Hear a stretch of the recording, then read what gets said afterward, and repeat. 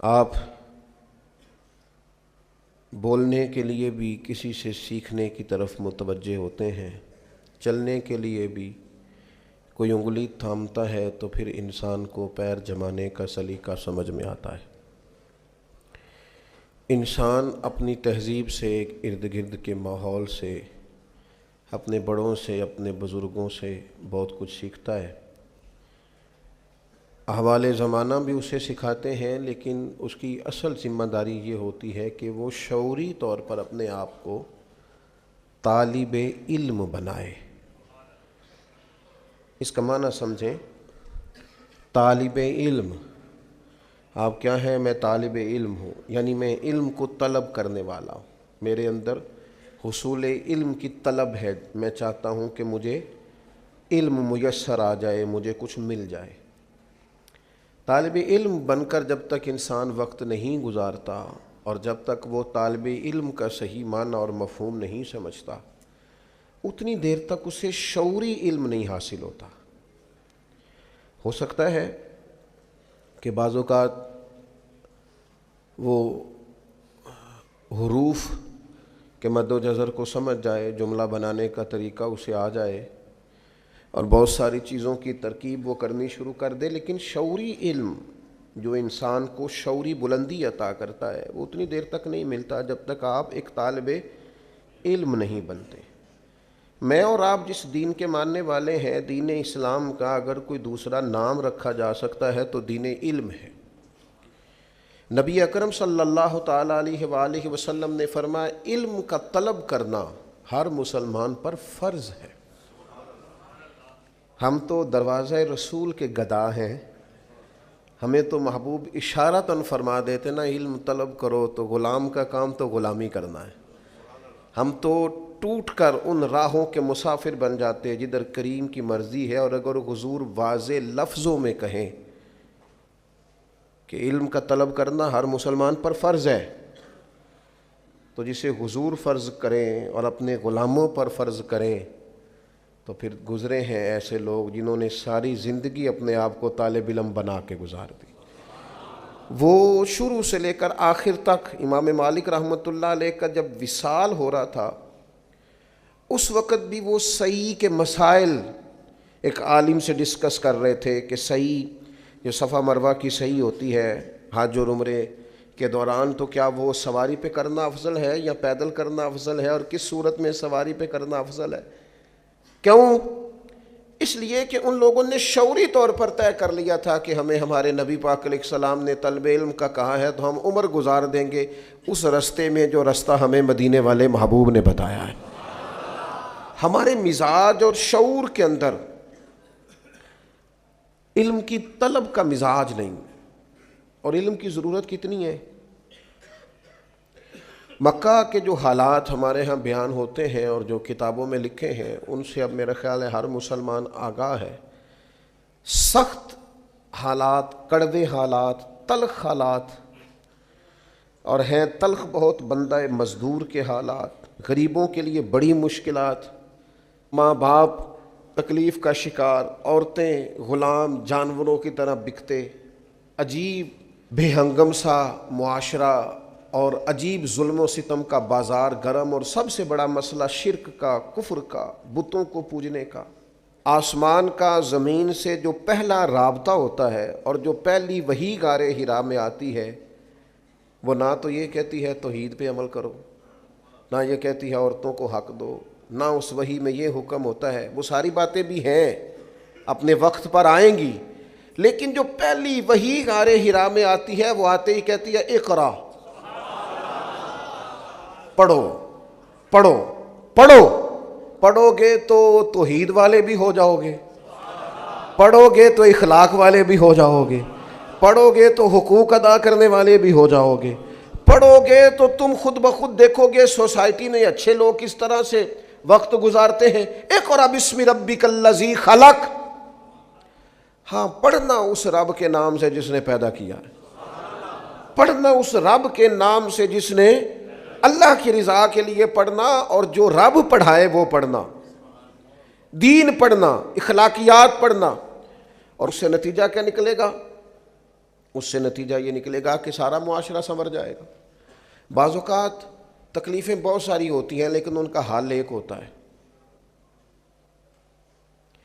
تکلیفیں بہت ساری ہوتی ہیں۔ خواجہ غلام فرید صاحب رحمۃ اللہ علیہ نے فرمایا تھا درد میرے زیادہ ہیں لیکن اس کا حل ایک ہی ہے۔ 100 وار چڑھی کوٹھے تے اتری 100 واری، متاں والے متاں دیندے تے ہن تے متاں نے بھی مت ماری، جتنا میں علاج کراواں اونی ودی جائے بیماری۔ تو حل کیا ہے؟ کہنے لگے ہن تے ماہی کول بلا لے، چل توں جتیا تے میں ہاری۔ پھر فرمانے لگے کہ حکیماں طبیباں دے وس دی یہ گل نہیں، تو میری مرض دا ہور کوئی بھی حل نہیں۔ وکھا جا تو صورت تو پیاری، آ میرے ڈھولا میں کراں بیٹھی زاری۔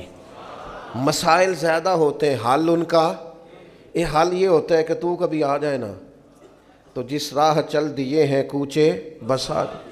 اندھیرے زیادہ ہوتے ہیں بعض اوقات۔ ایک تو یہ کہ آپ کمرے میں داخل ہوئے تو اس میں آپ کا پیر ٹکرایا کسی چیز سے، کیونکہ کمرے میں اندھیرا تھا، پیر زخمی ہو گیا۔ پھر تھوڑا آگے بڑھے تو آپ کو محسوس ہوا بچھو بھی پھر رہا ہے۔ پھر اب ذرا اور آگے بڑھے تو آپ کو محسوس ہوا کہ کہیں تھوڑی نمی بھی ہے کمرے میں، کسی وجہ سے کوئی بارش اپنا اثر چھوڑ گئی ہے۔ اب چونکہ کمرے میں اندھیرا تھا تو یہ ساری تکلیفیں تھیں۔ ان ساری تکلیفوں کا حل کیا ہے؟ ایک، روشنی کرو کمرے میں۔ اس میں آپ روشنی کرو گے تو آپ کو محسوس ہو جائے گا پیر سے ٹکرا کیا چیز رہی ہے، اور آپ روشنی کر کے دیکھیں بچھو شچھو چوہے شوہے تو ویسے ہی بھاگ جاتے ہیں سارے۔ ان کو تو چاہیے بھی صرف اندھیرا ہی ہوتا ہے۔ چور شور سارے دنیا میں جتنے اندھیرے ہیں، جتنی طاغوت ہے، جتنا ظلم ہے، جتنا جبر ہے، جس قدر تکلیف ہے، ان سب کا علاج روشنی ہے۔ اور روشنی کون سی؟ علم کی روشنی۔ اقرأ بسم ربک الذی خلق، تم علم کا دیا جلا دو، اندھیرے خود بخود دور ہو جائیں گے۔ تم محسوس کرو گے ہر چیز ٹھیک ہو گئی۔ لیکن میں کہہ چکا ہوں کہ آپ شعوری علم حاصل کریں، علم اپنی تربیت کے لیے حاصل کریں۔ ایک بڑی تکلیف کی بات نہیں کہ بندہ ڈگریاں حاصل کرے اور امتحانات گاہ میں جائے اور کئی سال تعلیم حاصل کرے، کتنے سارے اساتذہ کے سامنے بیٹھے، کتنی ساری کتابیں پڑھے، اور آخر میں اس سے پوچھا جائے تو نے کرنا کیا ہے، تو کہتا میں نے نوکری کرنی ہے۔ اتنی ساری ڈگریاں نوکر بننے کے لیے لی تھی۔ میں اس لفظ نوکری پر اعتراض نہیں کر رہا، آپ کو سمجھا رہا ہوں۔ نوکری جو آپ اپنے وطن میں ملک میں رہ کے کرتے ہیں وہ تو اعزاز کی بات ہے، خدمت کا ایک ذریعہ ہے، لیکن آپ کی سوچ تعلیم کے بعد جو ہونی چاہیے وہ کیا ہونی ہے کہ میں اتنا کچھ کرنے کے بعد نوکر بننا چاہ رہا ہوں۔ آپ تھوڑا سمجھے تو صحیح نا۔ آپ نوکری ویسے کریں، خدمت خلق کریں، آپ ڈیوٹی سمجھ کر نوکری کریں، لیکن اس علم کی بنیاد پر نوکری نہیں کرنی۔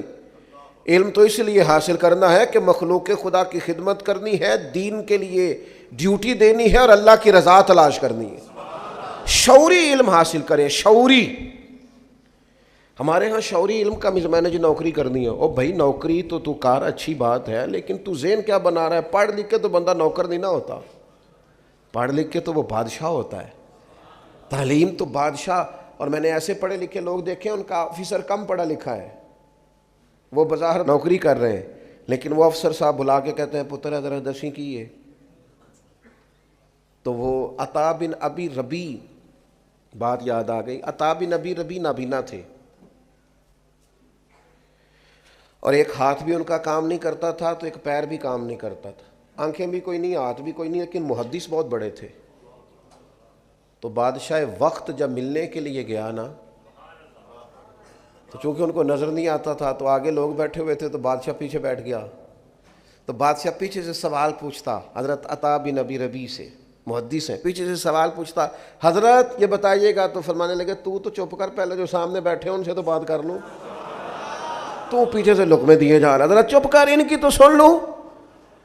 وہ بادشاہ ہے، اگرچہ یہ رعایا ہے، میں جو سمجھانا چاہ رہا ہوں اس کو آپ سمجھیں۔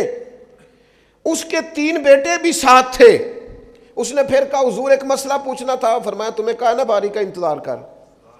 وہ سب لوگ فارغ ہوئے تو حضرت نے اشارہ کیا کہ یہ جو بندہ پیچھے بول رہا تھا نا، اسے آگے بلاؤ. اور جب وہ آگے بلایا, حضرت نے سوال پوچھا تو اس نے کیفیت دیکھی, رنگ بھی ذرا ظاہری طور پہ کالا تھا, آنکھوں میں روشنی ویسے کوئی نہیں, ہاتھ اور پیر ایک ویسے کام نہیں کرتا. بادشاہ سامنے آ کے پوچھا, مسئلہ سنا, واپس گیا تو جا کر کے اس نے پتہ کیا کہا اپنے بیٹوں سے, کہنے لگا پتر بادشاہ ہونے کے باوجود اس ذلت کو کبھی نہیں بھلاؤں گا, اور تمہیں ایک مشورہ دوں گا, بادشاہ بننا نہ بننا لیکن عالم ضرور بننا. اس لیے کہ بادشاہ ہو کر, آفیسر ہو کر, بڑا ہو کر بھی اگر کسی کے سے آ کے مسئلہ پوچھنا ہے کہ یہ ذرا بتانا, لوگ نکما بچہ لا کے دیتے ہیں, کہتے ہیں جی یہ نہ کام کردا جے تے نہ کدھرے پڑھدا جے, تے اسی تے گاہک بھی نکمے نہیں آنا. ہاں جو کام کے ہو جاتے ہیں وہ تو ویسے بھی تھوڑا ادھر ادھر نکل جاتے ہیں, میں صحیح کہہ رہا ہوں. وہ تو بعد میں کہتے ہیں اسی اپنا مدرسہ بنانا ہے, کام کے جو ہو گئے ان کی تو پھر دنیا اور ہوتی ہے. تو کہا کہ جو نکمہ ہے کسی کام کا نہیں وہ جناب آپ مدرسے میں رکھ لیں. تو میں کہتا ہوں دیکھو آپ نے نکمہ سمجھ کے دیا تھا نا, لیکن دیا رسول اللہ کے دین کو تھا نا. آپ نے نکمہ سمجھ کے دیا تھا, مدینے والے محبوب نے اپنا مصلی اور ممبر عطا فرما دیا. سب ہاتھ باندھے کھڑے. تو یاد رکھیں کہ علم کو شعوری بنائیں, شعوری, طالب علم بنے, طالب یعنی آپ کا ذوق ہو سیکھنے کا ذوق ہو. بزرگ فرماتے ہیں طالب علم کبھی ذوق والا ہو نا تو سیاستہ میں حدیث ہے سوال آدھا علم ہوتا ہے. طالب علم میں ذوق ہو, طالب علم نہ خوش آمدی ہو, نہ دوران طالب علمی, اور طالب علم سے مراد صرف مدرسے کے طالب علم نہیں کہہ رہا, میں اور آپ ہم سارے طالب علم ہیں. ہمارا مزاج سیکھنے, ہم نہیں سیکھتے, نہ جلسوں سے سیکھتے ہیں, نہ کتابوں سے سیکھتے ہیں, نہ تقریروں سے سیکھتے ہیں, نہ اپنے بزرگوں سے سیکھتے ہیں, ہم تو اور چکر میں پڑے ہوئے ہیں. سیکھنے کا تو مزاج ہی نہیں. آپ آ جائیں تقریر کر دیں تو میں کہتا ہوں یار آپ نے اگر میری تقریر سنی ہوئی ہے تو پھر اگر آپ سمجھتے ہیں اس میں کوئی بات سیکھنے والی تھی تو اس پر عمل کریں. یہ کوئی رسم ہے کہ جلسہ کرا لو, تقریر کرا لو, جمعہ پڑھ لو, آ جاؤ چلے جاؤ. آپ نے سیکھا کیا ہے, لیا کیا ہے, شعوری زندگی کتنی کو گزاری. جو باتیں روز ہوتی ہیں بزرگوں کی طرف سے اگر اس پر بھی آپ ابھی تک اپنے آپ کو ڈھال نہیں سکے تو پھر تو لفظوں کا ہیر پھیر ہی ہے, پھر جملوں کا اتار چڑھاؤ ہی ہے, پھر تو کشید کر کے آپ خوبصورت جملے لا رہے ہیں, پھر اس کا کوئی فیض تو نصیب نہیں ہو رہا. تو میرے عزیز جو سمجھنے کی بات ہے اس پر آپ غور فرمائیں گے کہ جب مزاج, ہمارے استاد فرمایا کرتے تھے طالب علم کی طبیعت ہو سیکھنے کی, وہ تو استاد کو مجبور کر دیتا ہے پڑھانے پر. استاد مجبور ہو جاتا ہے کہ انہیں پڑھانا ہے, یار یہ تو بڑا سونا یاد کر کے آتا ہے, بڑا مزہ ہے, یہ تو سوال قائم کرتا ہے. نبی پاک علیہ السلام نے حضرت عبداللہ ابن عباس کو دعا دی تھی, اللہ تجھے علم و حکمت عطا کرے. پر یہ دعا پتہ کب دی تھی؟ جب انہوں نے حضور کی خدمت کی, وضو کے لیے پانی رکھا, بخاری میں موجود ہے, نبی پاک کے لیے وضو کا پانی رکھا تو کریم فرمانے لگے کس نے رکھا ہے؟ تو سیدنا بلال کہنے لگے حضور حضرت عبداللہ ابن عباس نے بڑا ہی شوق ظاہر کیا, بڑا شوق کہ میں خدمت کرنا چاہتا ہوں, تو انہوں نے پانی رکھا ہے. تو نبی پاک نے پھر دعا دی, خدمت پر دعا دی, کہا ہے اللہ اسے علم و حکمت عطا فرما. حضرت عبداللہ ابن عباس بڑے گھرانے کے آدمی تھے, حضور کے چچا زاد تھے, لیکن اپنے استادوں کے پاس جب جاتے تھے, صحابہ سے احادیث لینے جاتے تھے, حضرت ابی بن کعب رضی اللہ تعالیٰ عنہ, حضرت زید بن ثابت رضی اللہ تعالیٰ عنہ, ان کے گھروں میں جب جاتے تھے نا, میں نے کہا کہ مزاج نہیں ہے ہمارا سیکھنے کا, ہم شعوری طور پر سیکھنا, ہم تو پروٹوکول کی مصیبت میں پھنسے ہوئے ہیں. ہمارا اعزاز ہی بڑا ہے, شان کے ساتھ جینا چاہتے. تو اگر کسی جگہ خادم نہیں ہے نا تو یاد رکھنا زندگی میں کبھی تیری خدمت کوئی نہیں کرے گا. اگر تو کسی جگہ کا طالب علم نہیں ہے تو یاد رکھنا کبھی استاد نہیں بنے گا. اگر کسی جگہ تیرا شملہ جھکتا نہیں ہے تو پھر یاد رکھنا اسے عروج, اپنے بڑوں کے سامنے جو لوگ زانوے تلمس طے کرتے ہیں وہی عروج پاتے. تو حضرت عبداللہ ابن عباس حضرت ابی بن کعب کے گھر سیکھنے جاتے تھے تو کہتے میں نے کبھی دستک نہیں دی استاد کے دروازے پہ, میں آ گیا. میں ان کا دروازہ چھوڑ کے ان کے گھر کے قریب ایک کونے پہ بیٹھ جاتا تھا. وہ جب مرضی سے آئیں گے نا اور گزریں گے نا تو عرض کروں گا مہربانی فرمائے مجھے کوئی سکھا دے. فرماتے ہیں وہ اپنی مرضی سے آتے, گزرتے, اور کئی دفعہ اس طرح بھی ہوتا کہ میں چونکہ ان کا گھر صحرا میں تھا تو ٹھنڈی ہوائیں مدینہ شریف کو چوم کے گزرتی تو ریت اڑ کے میرے بالوں میں پڑ جاتی اور دھاڑی میں پڑ جاتی، لیکن میں بیٹھا ہوں، وہ آ کے کہتے ہو میرے محبوب کے چچا زاد یہ کیا کرتے ہو؟ آپ دستک دے لیتے، میں اندر فارغ ہی تھا، آ جاتا تو فرماتے کہتے دستک دیتا، میں تو سیکھنے آیا ہوں نا، اور جس سے سیکھا جائے اسے تکلیف نہیں دی جاتی، آپ جب مرضی سے آئیں گے تو بات ہو جائے گی۔ اس مزاج سے طلب علم، ذوق اور سیکھنے کا ذوق ہو، آپ سیکھیں، آپ کی طبیعت اس طرح کی ہو کہ آپ روز، ہماری زندگی شعور میں نہیں گزرتی، میں صحیح بتاتا ہوں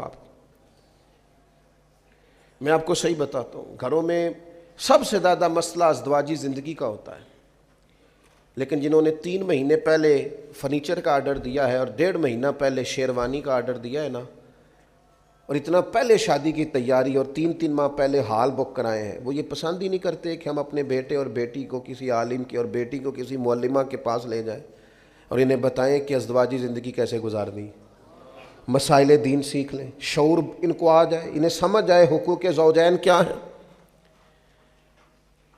اور بعض لوگوں کا پڑھے لکھے ہونے کا دعویٰ ہے، ان کے پاس بھی ڈگری ہے لیکن شعوری علم موجود نہیں ہے۔ اپنی زندگی میں اس کو طاری کریں، آپ سیکھیں، ہر شعبے میں آپ سیکھیں، آپ غور کریں کہ اس پر اسلام مجھے کیا کہتا ہے، یہاں مجھے اسلام تھوڑی کہتا ہے کہ سارے چھوڑ کے عالم بن جائیں، اسلام کہتا ہے تجارت ضرور کرو، لوگ تجارت کریں، پر تجارت کے قاعدے سیکھیں، دین تجارت کس طرح بتاتا ہے۔ آپ محنت مزدوری کریں لیکن اس کے طور طریقے سیکھیں، آپ جو بھی زندگی میں کام کریں بس آپ اس کے مد و جزر سے آگاہ ہو جائیں، آپ کو سمجھ آ جائے گی، آپ کو سمجھ آ جائے گی کس طرح کر کے چیزوں کو لے کے چلنا ہے۔ تو شعوری زندگی سیکھیں اور اپنے فرائض کو اچھی طرح سمجھیں، اور جب آپ دین کا علم سیکھیں تو آپ اس لیے سیکھیں کہ تربیت ہو۔ ہمارے ہاں بڑی عجیب سی صورتحال بن گئی ہے، میری طرح کے بہت سارے لوگ تو کئی دفعہ دل کرتا ہے کہ چپ کر جائیں، کچھ باتیں خاموش ہو جائیں، اس لیے کہ ان پہلوؤں کو بھی چھیڑ دیا گیا ہے جن کو چھیڑنے کی کوئی ضرورت نہیں تھی۔ کچھ زیادہ سیانے لوگ آئے ہیں جنہوں نے کچھ اس طرح کی باتیں بھی چھیڑ دی ہیں جن کا ان سے کوئی تعلق۔ مجھے بتائیے آپ دیانتداری سے، قبر میں آپ سے یہ سوال ہوگا کہ حضرت موسیٰ علیہ السلام کی والدہ کا نام کیا تھا؟ ایک شخص نے ایک عجیب سوال ایک دفعہ پوچھ لیا، کہنے لگا جس کنگھی سے نبی پاک علیہ السلام کنگھا فرمایا کرتے تھے، کوئی بتا سکتا ہے کہ اس کے دندانے کتنے تھے؟ اور میں نے کہا اتنی مشقت میں تو دین ڈالتا ہی نہیں بندے کو، آپ پہیلیوں پہ چلے گئے ہیں۔ آپ شعوری تعلیم حاصل کریں جس سے اخلاق سنورے، کردار سنورے۔ یہ آپ کن چیزوں میں اپنے آپ کو لے کر کے جا رہے ہیں؟ آپ اس چیز کو اس حد تک رکھیں۔ وہ بیٹھتا تھا نا ایک شخص امام مالک کے پاس، تو سارے لوگ سوالات پوچھتے تھے، تو امام صاحب رحمۃ اللہ علیہ نے ایک دن اس سے کہا کہ یار تو کوئی سوال نہیں پوچھتا، تو اس نے کہا چلو میں بھی پوچھ لیتا ہوں۔ کہنے لگا بتائیں روزہ کب کھولنا ہے؟ تو آپ نے فرمایا جب سورج غروب ہو جائے۔ تو کہنے لگا اگر ساری رات سورج ہی غروب نہ ہوا تو امام صاحب فرمانے لگے تیرا چپ رہنا ہی بہتر ہے۔ وہ کون سی رات ہے جو رات بھی ہو جائے اور ساری رات گزر بھی جائے اور اس میں سورج بھی غروب نہ ہو، تو چپ ہی رہا کر۔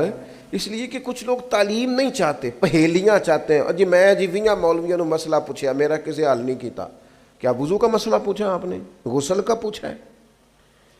تجارت کا پوچھا ہے؟ حلال حرام کا آپ نے تو پہلی پوچھی ہے بھائی۔ آپ نے وہاں ایک ایسی بات چھیڑ دی ہے جس کی آپ کو ضرورت ہے۔ تو میں نے جہاں بات شروع کی تھی میں ابھی بھی وہیں پہ ہوں کہ شعوری علم جو ہمیں سوار دے، جو ہمیں سمجھا دے۔ اگر تیرے پاس دین کا علم ہے اور تو سمجھتا ہے کہ تو نے دین کا علم شعور کے لیے سیکھا ہے، تو پھر تو نے سیکھ لیا ہوگا کہ رب اس کا راضی ہوتا ہے جس کا باپ راضی ہوتا ہے۔ پھر تو نے سیکھ لیا ہوگا نا کہ حضور نے فرمایا میں اسے مومن نہیں مانتا جو خود پیٹ بھر کے کھائے اور اس کا پڑوسی بھوکا سو جائے۔ پھر تو نے یہ شعوری علم سیکھ لیا ہوگا کہ نبی پاک علیہ السلام نے فرمایا ہے کہ تم میں سے بہترین وہ ہے جو اپنے اہل خانہ کے حق میں بہتر ہے۔ پھر تو تم نے یہ سیکھ لیا ہوگا نبی پاک علیہ السلام کا فرمان کہ قیامت کے دن میرے سب سے زیادہ قریب وہ ہوگا جس کے اخلاق زیادہ اچھے ہوں گے۔ تو بھئی اگر آپ نے یہ چیزیں سیکھ لی ہیں اور آپ کا ان پر عمل ہے تو پھر اس کا مطلب ہے آپ نے شعوری زندگی گزارنی شروع کر دی ہے۔ لیکن تقریر آپ سے کہا جائے تو آپ 6 گھنٹے کی بھی کر لیتے ہیں، 9 گھنٹے کی بھی کر لیتے ہیں، اور 2 گھنٹے کی بھی کر لیتے ہیں، لیکن اگر آپ کو عمل کی بات پوچھی جائے تو اس میں آپ صفر نکلتے ہیں. تو اس کا مطلب ہے الفاظ تو سیکھے ہیں پر شعوری علم حاصل ہے. نبی پاک علیہ السلام نے فرمایا نکلو، علم کے لیے نکلو. میں ایک اور بات آپ سے عرض کروں، میری زندگی میں چھوٹی سی خواہش تھی کہ کچھ کرنا ہے، اگر اللہ نے کچھ شعور دیا ہے، کچھ ہمت دی ہے تو کچھ کرنا ہے. تو ظاہر ہے ہمارے ملک کے اندر غربت کا ایک بہت بڑا اثر ہے، اس کے بڑے اثرات ہیں، اور اس کی وجہ سے لوگ آزمائش میں. تو میں نے شروع میں ارادہ کیا کہ کوئی ایسا ادارہ قائم کیا جائے جس میں نا غرباء کو سہولت ہو. تو خیال آیا کہ کوئی ویلفیئر سوسائٹی قائم کرتے ہیں. یہ میں جنہوں نے قائم کی ہے وہ بڑے مخلص لوگ ہیں، جو یہ لوگ کام کر رہے ہیں اچھا کر رہے ہیں، لیکن میں آپ کو اپنے چھوٹے سے تجربے سے آگاہ کرنے لگا ہوں. چونکہ آپ میرے محبت والے لوگ بیٹھے ہیں تو میرے ذہن میں اچانک یہ خیال آیا جب میں نے اس کو اچھی طرح پرکھا کہ کبھی ہمارے ملک میں نا یہ ویلفیئر کا کام کرنے والا 1-2 ادارہ تھا، اب وہ ادارے سینکڑوں ہیں. لیکن جس طرح دینے والے بڑھ رہے ہیں اسی طرح لینے والے بھی بڑھ رہے ہیں. آپ جس سڑک پہ لنگر خانہ کھول لیں وہیں لنگر خانہ چل جاتا ہے. مجھے یوں محسوس ہوا کہ ہم نے نا لوگوں کو چکر پہ لگا دیا ہے کہ مانگو، اور وہ مانگنے والوں کی تعداد بڑھ گئی ہے. لہذا میں نے سمجھا جو کر رہے ہیں وہی ٹھیک ہے، ہمیں اس میں اضافے کی ضرورت اپنے طور کریں گے جو ہم سے ہو سکے گا، کر رہے ہیں، لیکن باقاعدہ مروج کر کے. پھر میرا خیال تھا کہ کوئی یتیم خانہ اس طرح کا کوئی ادارہ اگر ہو جائے تو وہ میں نے وہاں بھی کچھ شعوری وزٹ کیے تو میری سمجھ میں یہ آیا کہ ان بچوں کا ذہن بنا ہوتا ہے کہ ہم یتیم خانے میں رہتے ہیں اور ہمیں امداد کے پیسے ہی آئیں گے، کوئی کپڑے دے کے جائے گا تو پہنیں گے. ایک شعوری طور پر وہ طے کر چکے ہوتے ہیں. اس کے بعد بھی چند ایک لوگ نکلے جنہوں نے بڑے کارنامے سر انجام دیے، لیکن وہ لوگ اس کے بعد بھی پختہ نہیں ہو پاتے. خیال ایک بن جاتا ہے. اور پھر جو لوگ وزٹ کراتے ہیں نا یا یتیم خانوں کا، وہ بھی ہر روز تو 4 بندے لے کے آتے ہیں، اور ان بچوں نے انٹرویو بھی دینا ہوتا ہے کہ ہمیں کھانا بڑا اچھا ملتا ہے، پیار بڑا کیا جاتا ہے. تو بیچارے ویسے بھی بعض بچوں کو دیکھ کے تو تکلیف ہوتی ہے کہ یہ تو مشین بن گئے، بیچارے روبوٹ کی طرح بول رہے ہیں. اب کرنا کیا ہے ملک میں؟ اگر کوئی توفیق ہے تو کوئی خیر کا کام تو کرنا ہے نا. حل کیا ہے؟ 2 ہی حل ہیں جو شروع سے ہمارے بزرگوں کا طریقہ ہے. ایک یہ کہ تعلیم بالغاں کا بندوبست کیا جائے. تعلیم بالغاں کو طریقت اور شریعت کی زبان میں خانقاہ کہتے ہیں، جہاں بڑے لوگوں کے لیے تعلیم و تربیت کا بندوبست ہو، جو مستقل نہیں رہ سکتے، کبھی مہینے میں 1 دفعہ آئیں گے، کبھی ہفتے میں 1 دفعہ آئیں گے، کبھی. اس کو ہمارے بزرگ کہتے تھے خانقاہ ہے. ہم نے کیا کیا ہے؟ ہم نے مزارات پروموٹ کیے ہیں، اور پھر ان پر بھی اللہ تعالیٰ معاف کرے اللہ ماشاءاللہ سب جگہ نہیں، لیکن جو کچھ ہوتا ہے وہ بھی کسی سے مخفی نہیں ہے. خانقاہ کیا تھی؟ کہ آپ لوگوں کی تربیت کریں. یہ تعلیم بالغاں کے لیے. اور جو بچے چھوٹے ہیں ان کے لیے کیا کیا جائے؟ اگر آپ نے کچھ کرنا ہے تو ان کے لیے تعلیمی ادارے قائم کرو. آپ مدرسہ بناؤ، اسکول بناؤ، کالج بناؤ، یونیورسٹی بناؤ. ہمارے ملک کی جو میں سمجھا ہوں سب سے بڑی ضرورت تعلیم ہے. آپ ان کو تعلیم دیں تاکہ اس بچے کا یہ مزاج، آپ مدرسے میں جتنے مرضی غریب گھر کے بچے کو داخل کر لیں وہ کبھی نہیں سمجھے گا میں کسی ایسے ادارے میں آیا ہوا ہوں جہاں مجھے خیرات کا پیسہ ملتا ہے. وہ سمجھتا ہے میں تعلیم حاصل کرنے آیا ہوں. شعوری زندگی گزارو. اگر آپ کو دین پڑھنے کے باوجود بھی یہ سمجھ نہیں آئی کہ حلال کیا ہے حرام کیا ہے، اگر مکمل دین کے علوم کے بعد بھی حلال حرام کی تمیز تک ہی آپ نہیں پہنچے تو پھر کتابیں بند کر دیں. پھر آپ یہ دعویٰ چھوڑ دیں کہ آپ کا مزاج علمی ہے. اس لیے کہ حلال حرام کی تمیز تو رب کریم نے انسان کی فطرت میں پیدا کر دی. فطرت میں پیدا کر دی. جو بچہ بالکل چھوٹا ہوتا ہے نا، ماں کے سینے سے دودھ لیتا ہے، اسے بھی کسی اور ماں کے قریب کیا جائے نا، اگرچہ اس کی ماں کی عمر کی ہو، تو اس عمر میں بھی کہتا ہے میں نے یہاں سے دودھ نہیں پینا اس لیے کہ یہ میری ماں. بہت مجبور کر کے قائل کر کے کسی کو عادی کیا جائے تو عادی کیا جائے، ورنہ بچے پینے کو تیار. تو شعوری علم دین کا حاصل کریں جو آپ کو سمجھائے. قرآن مجید نے کہا انما یخشی اللہ من عبادہ العلماء. فرمایا اللہ کے بندوں میں سے جو عالم ہیں وہ اللہ سے ڈرتے ہیں. علم کیا کرتا ہے؟ خشیت پیدا کرتا ہے۔ اسی لیے حضرت سیدنا عبداللہ ابن مسعود رضی اللہ تعالیٰ عنہ ارشاد فرمایا کرتے تھے کہ علم کوئی زیادہ باتیں کرنے کا نام تو نہیں، علم کثرت روایات کا نام تو نہیں، علم تو خوف خدا کا نام ہے۔ تیرے اندر کتنا کو ہے پتہ چل جائے گا تو کتنا عالم ہے۔ اور پھر حضرت عبداللہ ابن عباس رضی اللہ تعالیٰ عنہ اسی مقام پر خوب ارشاد فرماتے ہیں عالم تو وہ ہے جو اللہ کے حلال کو حلال جانے اور حرام کو حرام جانے، اور فرماتے ہیں عالم تو وہ ہے کہ جسے شعور حاصل ہو جائے کہ اللہ وحدہ لا شریک ہے، اس کے علاوہ کسی کی عبادت کرنا جائز نہیں ہے، اور فرماتے ہیں عالم تو وہ ہے کہ جو اس بات کا یقین کر لے کہ قیامت قائم ہوگی، حساب دینا پڑے گا، محاسبہ ہوگا، وہ عالم۔ اور نبی پاک علیہ السلام نے فرمایا علم کے رستے پہ نکل جانا، تعلیم علم کے لیے جد و جہد کرنا۔ حضور فرمانے لگے تم دین کے علم کے لیے نکل جانا، جب تک تم لوٹ کے نہیں آؤ گے تم اللہ کے رستے میں ہو۔ آپ کسی جگہ بھی جائیں، آپ جمعے کے لیے جائیں، آپ محفل کے لیے جائیں، لیکن مزاج پیدا کریں کہ میں طلب علم کے، کوئی تشریح میں جانے کی ضرورت نہیں، طالب علم کو سپورٹ کرنا شروع کریں۔ میں بڑے ذوق سے نعت سنتا ہوں، لیکن آپ نے اور میں نے مل کے میں صرف آپ کے کھاتے میں نہیں ڈالتا، ہم نے قوالوں کو اور نعت خانوں کو اتنا پروموٹ کیا ہے کہ میں سوچ سمجھ کے کہہ رہا ہوں۔ اب آپ کے مشہور نعت خانوں میں سے کوئی بھی لاکھ پتی نہیں، یا کروڑ پتی ہیں یا ارب پتی ہیں، میں شعوری بات کر رہا ہوں مسجد میں بیٹھ کے۔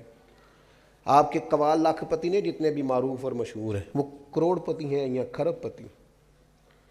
آپ نے فن کا مظاہرہ کرنے والوں کو سپورٹ کیا، علم کی ترویج کرنے والوں کو سپورٹ نہیں کیا، مزاج نہیں ہمارا۔ میں آپ کو بتاتا ہوں، محفل کرانی ہو نا آپ نے کہیں، تو آپ ابھی اعلان کریں تو 2 بندے کھڑے ہو، اتنی دے گے میری طرف سے،